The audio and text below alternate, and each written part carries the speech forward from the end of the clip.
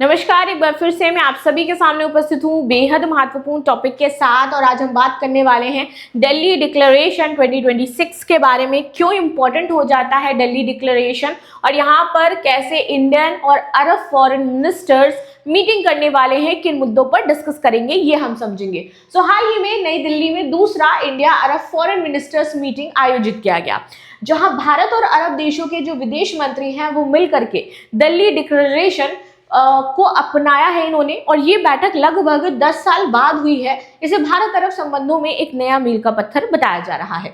ये उच्च स्तरीय जो सम्मेलन है, यहाँ पर सह अध्यक्ष भारत और यहाँ पर संयुक्त अरब अमीरात है, जैसे लीग ऑफ अरब स्टेट्स के सदस्य देशों, विदेशी मंत्री और एलएएस के महासचिव भाग लेंगे। दोनों पक्षों ने अंतर्राष्ट्रीय शांति और सुरक्षा की रक्षा के प्रति अपनी प्रतिबद्धता दोहराई है। उन्होंने अपनी चिंता में कई क्षेत्रीय और वैश्विक मुद्दों पर चर्चा की है, जिनसे फिलिस्तीन का मुद्दा, बहुपक्षवाद के लिए समर्थन और राज्यों की संप्रभुता का सम्मान और आतंकवादी विरोधी प्रयास तथा संयुक्त राष्ट्र सुरक्षा परिषद में सुधार शामिल हो जाते हैं। दिल्ली डिक्लेरेशन 2026 के प्रमुख बिंदु क्या हैं?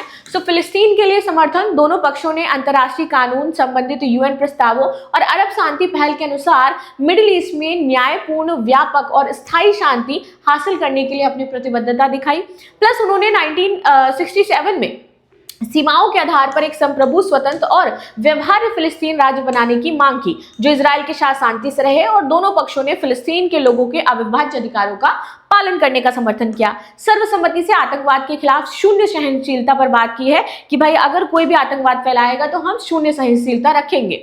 यूएन सिक्योरिटी काउंसिल में सुधार की बात कही गई है और यूएन में भारत की सदस्यता को यहाँ पर आमंत्रित किया गया है। आर्थिक और रणनीतिक साझेदारी, तो भारत अरब साझेदारी अब केवल कूटनीतिक संवाद नहीं है, बल्कि दोनों ही पक्षों ने भैया 500 अरब डॉलर का, यहाँ पर 500 बिलियन डॉलर तक बढ़ाने का लक्ष्य रखा है, 230 तक। और साथ ही ऊर्जा, तकनीकी, स्वास्थ्य, पर्यटन और नवाचार क्षेत्रों में सहयोग की बात भी कही है। यानी कि 2030 तक भारत का व्यापार अरब देशों के साथ बढ़ करके हो जाएगा 500 बिलियन डॉलर का, विच इज ह्यूज। नाउ भू राजनीतिक परिप्रेक्ष्य, तो ये बैठक एक ऐसे दौर में हुई जब वेस्ट एशिया से तनाव, विशेषकर इजराइल, फिलिस्तीन, ईरान, अमेरिका प्रतिस्पर्धा और क्षेत्रीय सुरक्षा चुनौतियां वैश्विक रणनीति को प्रभावित कर रही हैं।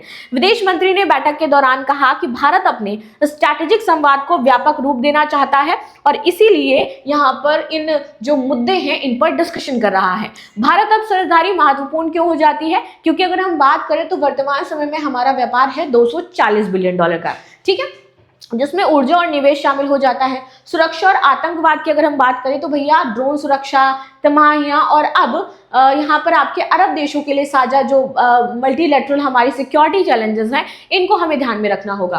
वैश्विक मंच पर आवाज, तो दिल्ली डिक्लेरेशन अरब और भारत के भू राजनीतिक एजेंडों को साझा दृष्टिकोण देती है और ग्लोबल साउथ की आकांक्षाओं को भी यहाँ पर समर्थित करती है। और इस वजह से ये दिल्ली डिक्लेरेशन सऊदी अरब का इंपॉर्टेंट हो जाता है। इस पर आप सभी की क्या राय जरूर बताएगा। मिलते हैं नेक्स्ट क्लास में, तब तक के लिए धन्यवाद। लाइक, शेयर, सब्सक्राइब करना बिल्कुल भी ना भूलें and thank you so much.